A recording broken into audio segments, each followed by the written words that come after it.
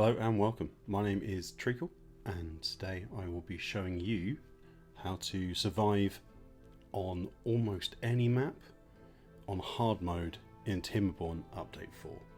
I've been seeing a few videos on YouTube where people have got to the first or maybe the second drought and the entire colony has failed, and I wanted to show you some principles that should let you on any difficulty get through and survive no matter the weather.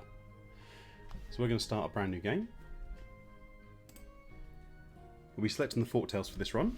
They are the base race in the game, and we will be showing you how to unlock the iron tails through this run as well. We'll be starting with Canyon today, and we're going to be trying this on hard mode. The droughts are severe and become even worse over time. They really are. There's a surprisingly long and heavy drought that comes through with this game, but we will be working very hard to survive by using some basic principles and working on what will kill you first. So let's jump in, have a look. Here we are, and let's give our settlement a name.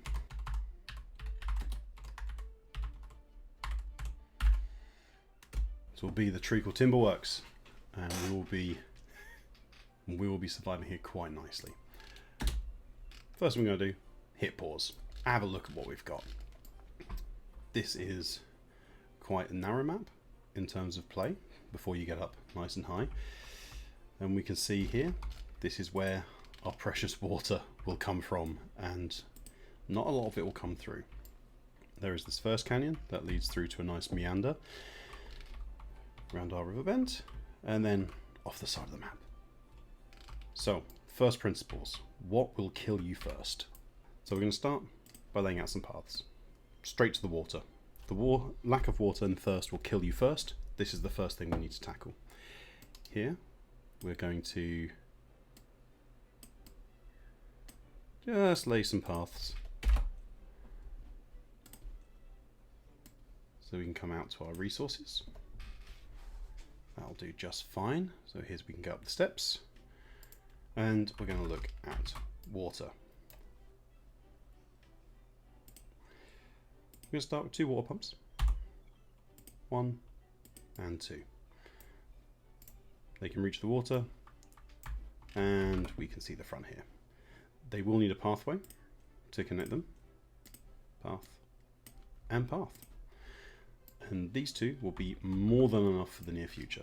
In fact, for the long term, they will be almost too much for the beginning.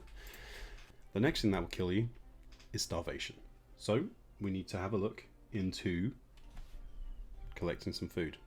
We will put down a gathered flag for some berries, but these berries will not last very long at all. In fact, your beavers will go through them very, very quickly. So we're going to go straight for a farmhouse. You can see up here in the top corner, I'm just trying to line that up so that we get full access to the area. These berries will run out very quickly, so we want to get a head start on planting some carrots. First thing, they take 4 days.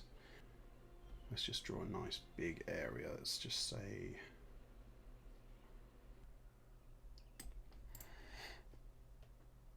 we've got a field of carrots that will keep us going through once the berries have finished. So, water, food. This is the first prep. To build all of these things, we need wood. Logs straight from the tree. So, we can go ahead, start a lumberjack flag.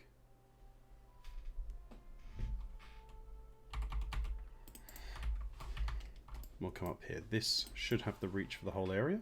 Yeah, excellent. And we are going to designate that a cutting area. So all of these trees can go. And these as well. When we have our water and when we have our food, we need to store it. And storage will come in the case of water tanks. So I'm going to put down a few because we will have a severe drought and we do need the resources. We will get a medium warehouse for the berries. And I think we'll put down a medium storage for the carrots as well. We do need to denote what will go in. This will be carrots. This will be berries. And these will all be water.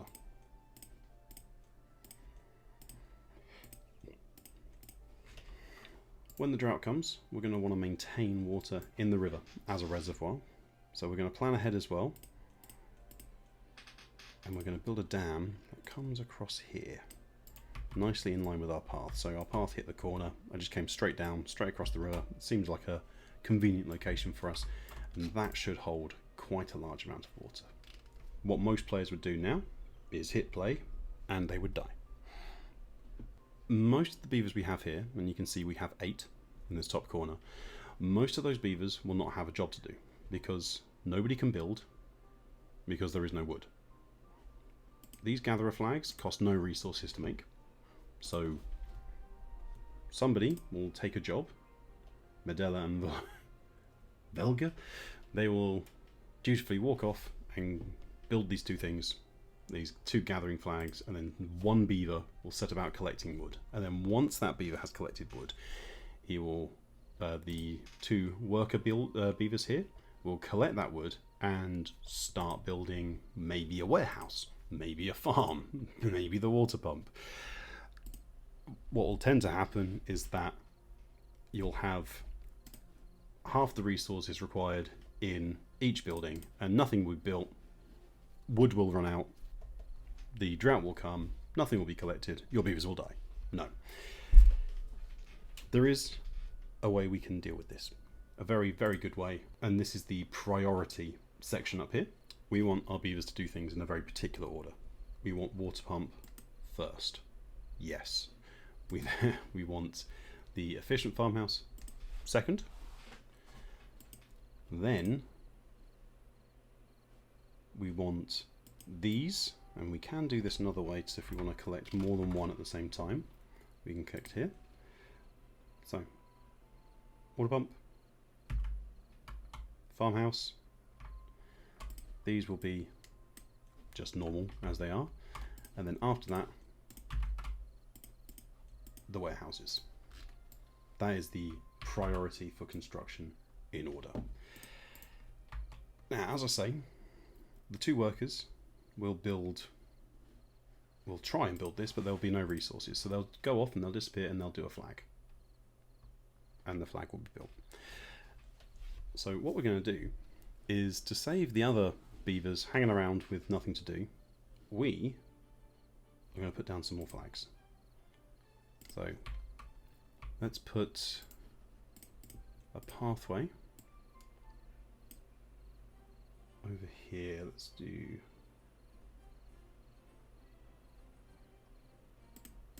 get nice and close. There we go.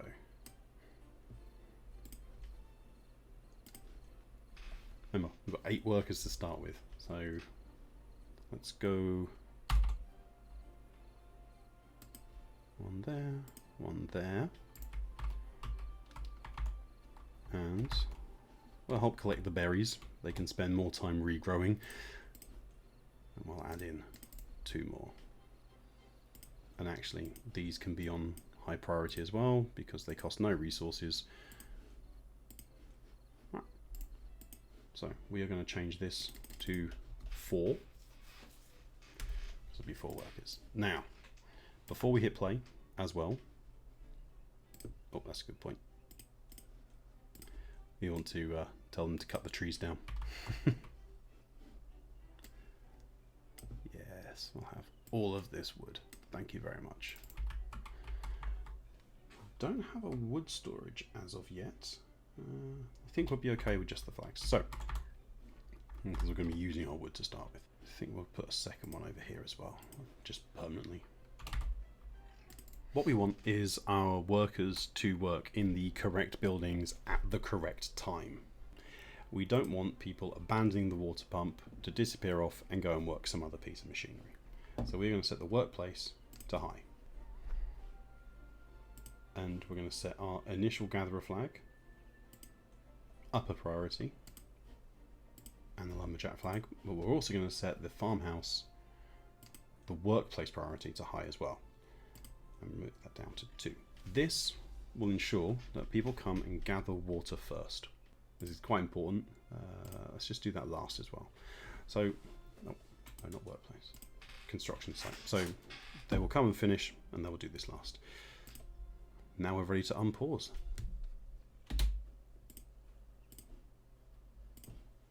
Also going to lower down the workplace priority here, so people will leave to do other jobs as required.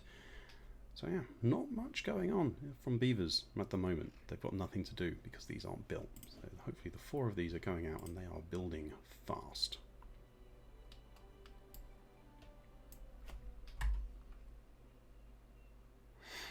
Okay, so as soon as these are ready, people are coming in, they are gathering berries, we are off. Trees are being collected, we've got some wood. As soon as the wood comes in, builders are going straight here. So resources are going straight for the water pump, not being wasted anywhere else, straight for the water pump. And we can get that water pumping as quickly as possible. We're going to keep an eye down on these trees here as well. As soon as this is ready, we want some more paths in here, all the way across. Oh, first night, everyone's already asleep, not even finished the work yet. There we go. And because the priority for the workplace is set to high, instant water collection. These 3 are full because there's nowhere to store the berries, but this will come in a moment.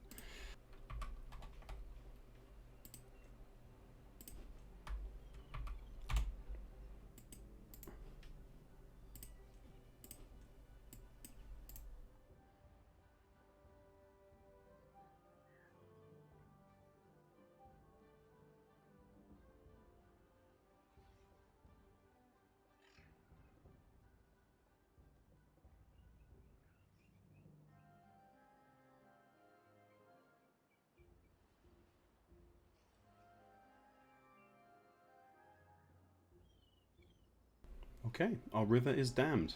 The flood hasn't arrived yet. We've got the dam in place. We've got some water storage in place. It's only half full, but it's getting there. These are being built. We have almost all the logs we need, and that's to follow along. Our carrots, 4 days. They should be coming along quite nicely. We'll keep the water ready. We have a few berries hanging around, 39 in total. So that will last us through just the first flood, I hope. If we look at the work tab, we can see where our beavers are. Gather a flag. No one's working in these 2. And in our lumberjack flag, nobody's working in this flag. This isn't a problem. This flag will be, we can lower the priority on that. People will come. These flags are only busy until these resources have gone, and then they'll be disappeared. And hopefully we can clear this area out quite quickly. These trees need to go for other building. Not so much building happening at the moment, so we can reduce the number of builders, which will open up jobs elsewhere. If we hadn't dammed the river, these berries would dry out, they would die, and then we would lose them as a resource. Same with the carrots. The first drought would come through, these would dry out, and we wouldn't be able to harvest them because they would dry and they would die before the next wave of water came through. So this dam is very important to surviving the first wave. The principles are have enough water collection, have enough water storage, and dam the river to keep this area green. And we'll see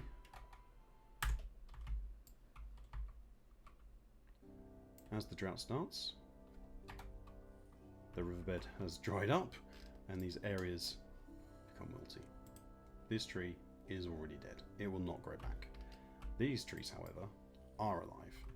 And if we let the water drain, they would not regrow. Like this little seedling here.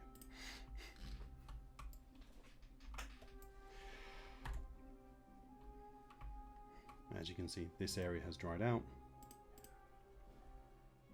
8.4 days. So maybe the first drought they would survive, but as these droughts get longer, you would lose the resource. They would all die. So, We have food covered in the short term. We've got carrots piling up in the stair warehouse. We've got berries, and we have water. There is a third resource, and that is your beavers. We absolutely need more beavers. We're going to clear out this area of woods here, and then we will replenish the beaver population.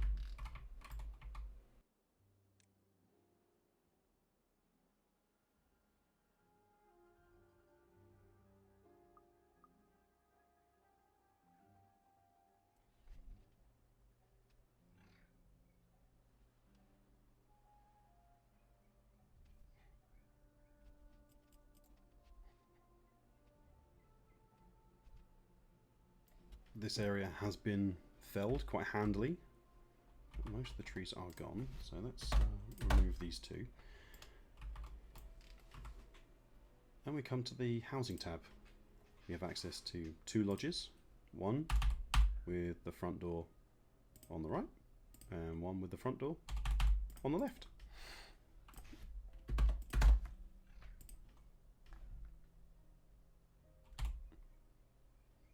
Okay, there's a tuck building in the corner. Our beavers that we have, they reproduce when they have homes for new children to be in, and they need a campfire. When their social life is high enough, they will reproduce. So we need a campfire for them to fall in love in, and then we need an appropriate number of houses. So we need to look at how many jobs we have in camp. How many jobs do we want? This is no longer necessary here. So we can get rid of that. This is also no longer necessary. And we don't need 3 collectors. We just need the 1. That will cover this. This beaver here has a very cushy job. He will be spending most of his time not working, waiting for these berries to regrow and keeping this warehouse stocked nice and full. So the way we work out how many jobs we have is we count, and we look in here, and this is the work tab. We can just say for our district 1. Oh, let's rename our district 1. Let's call it the Citadel.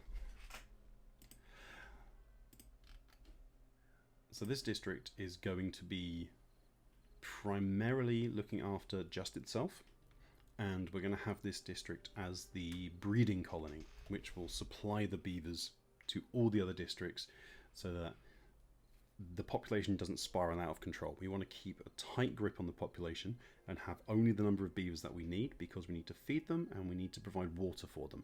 And if you have too many beavers, you will burn through both of your supplies of water and food, and you will lose the colony. So what we're going to do is we're going to work out exactly how many jobs we need. So 2 builder beavers, 2 builders in the farmhouse, 1 gathering berries, the 2 lumberjack flags up here, which we can unpause, and the 2 water pumps. This is a good start. And that is 9 beavers.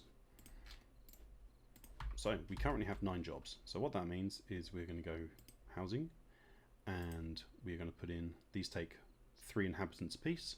So 3, 6, 9, and then, oh, we do need to run to the front door. And then, because we are going to have children. So right now we currently have 0 children, but as our adults grow up and die of old age, we need to replace them with children. So we need a buffer, an extra house, so that we can have some children so they can grow up and replace the adults dying of old age. If we had the exact number of houses as we do jobs, when a adult dies, a child would then need to be born, it would then need to grow up, and the entire time that process is going through, that job would not be fulfilled. So we do need extra housing, and if we go for the mirrored lodge, we can put that in. So, no, I do want it there. We'll go for the mirrored lodge. So that will cover most of our beavers. But our beavers do have other needs. They need food, they need water. If we click up here, we can see this is the well-being tab, and shelter is a big negative at the moment. We're building them houses. And in their social life, yes, they want a campfire, but also a rooftop terrace. So we can try and build a ladder up to the roof by doing some research, but we haven't got any research yet. So how else do we have a rooftop terrace? Well, we happen to have a roof here in line with the floor. So if we got a rooftop terrace, we can place that on the rooftop, and yet the entrance is aligned. If we were to place the rooftop terrace on top of the houses, completely viable option, you can well do that. We would need a ladder here to step up, and if we look in our piles and structures, we don't have access to stairs yet. It also requires planks, which we haven't started making yet. So this is a nice easy way to get that connected early game. In fact,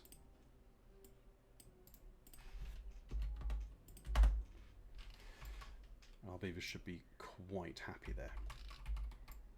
The reason we rush these things in particular is because our wood supply is about to run out. And how do we get more wood? Excellent question. How do we get more wood? We come to the forester, but the forester requires planks.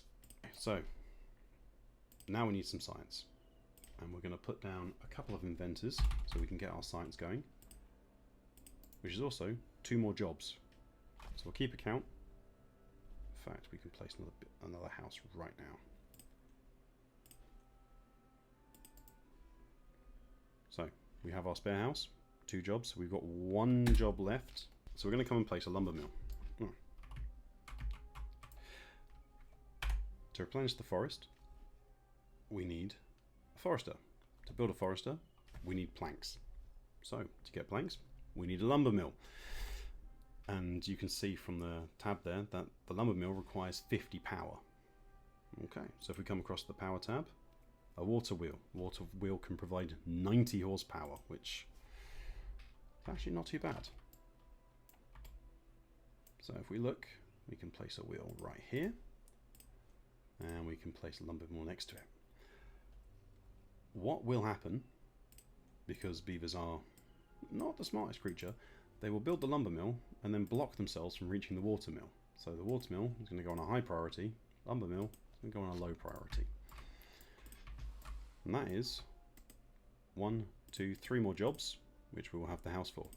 We'll also put in a small storage pile right opposite the front door. This will be for planks. And we'll just hold 20. We don't want to use all of our wood supplies.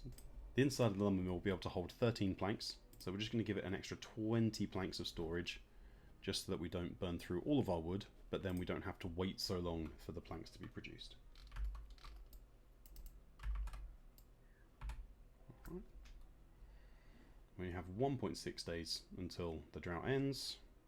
Our river is still full, our dam is holding quite nicely, and our water storage, you can see 120 out of 120. We are full of water. We've got a full, we've got a half full warehouse of berries, and we've got 25 carrots on top of that. The first crop is coming in during the drought. This is working out very well.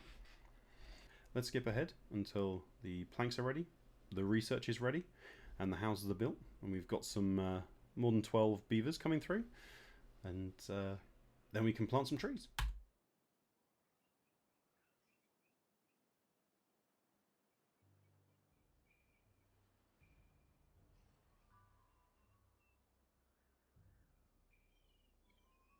We do have unemployed beavers here, so I'm just going to crank this up so that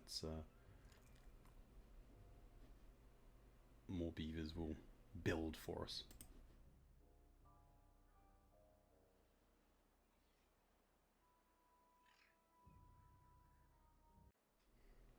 Our drought has ended. Fresh water will be coming through, just very slowly, so you do need a buffer for that water to come back in. But our lands are green, lush, we have good food, we have our crops coming in, we've got a full tank of water. We survived this drought quite handily. Don't forget to turn your workers back down if you need the workforce to be doing their job. With the inventors, I normally put these down to lowest priority, so the beavers will do the other more important jobs first and then come back. Here we have a beaver with a broken tooth. In fact, we have two. This can be remedied quite easily. Under well-being, there's a grindstone,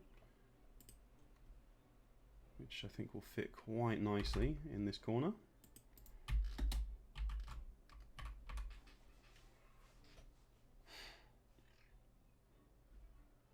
And they can fix their broken teeth on there. There he comes. Grinding his teeth sharp again. That is a hell of a dentist. You can see our inventors have started to work. They're coming in quite nicely. Over here, we are sawing up some planks quite handily. So we need 60 points to unlock the forester, and we only need 7 planks. So I think we do need some wood as well. We need 10 wood, of which we have exactly 10, but this will be feeding. So we're going to watch this carefully. We have 4 planks here, 5 planks, 6 planks,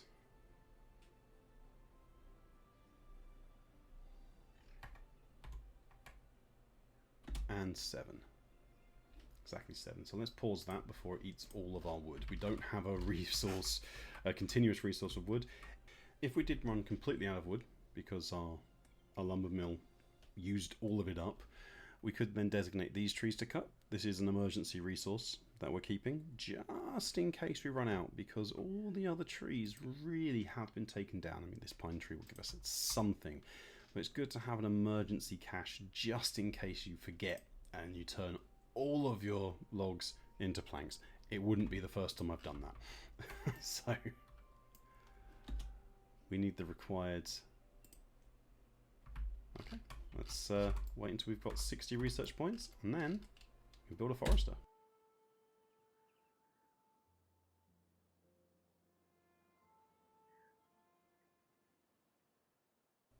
We've got the correct amount of research points, so we can unlock our forester. Yep. And I think...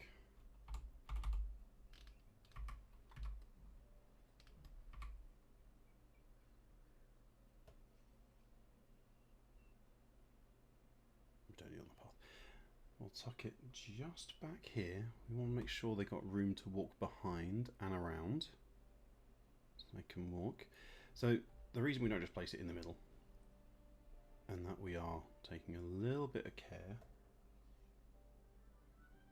to place it, say there, is that this area here, if we want to plant more berries, if all of our berries die, the forester can plant berries. If we go into trees and bushes, they can plant all of these trees and all of these bushes.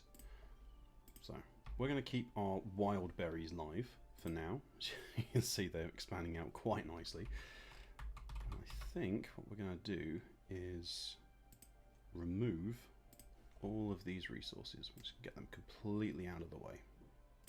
When planting trees, we need to look at what kind of trees we want. A birch tree, they grow very fast, but they only provide 1 wood for 9 days. This is the least efficient wood per day that you can get from any source of wood. As we go through, you can see pine takes slightly longer, but you get more wood. The chestnut trees, maple trees, generally a higher yield for your time. It is double the time. I mean, from a pine to a chestnut tree, it's the exact same in terms of efficiency, but with a chestnut tree, you can harvest chestnuts later on. With pine, you can harvest the pine oil, which again, both useful. Maple tree, another one, you can harvest maple syrup for using in pastries, some tasty treats for the beavers.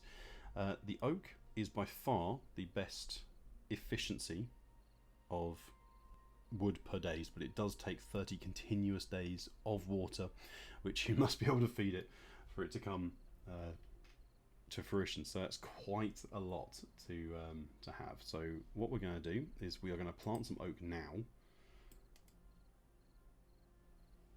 Say a strip here. This will be our main wood supply, but because I don't want to wait 30 days for more wood to come in, we are going to plant some pine trees as well. Because of the 12 days, birch would be 3 days faster, but it has half the yield. So let's get a nice bit of pine in there.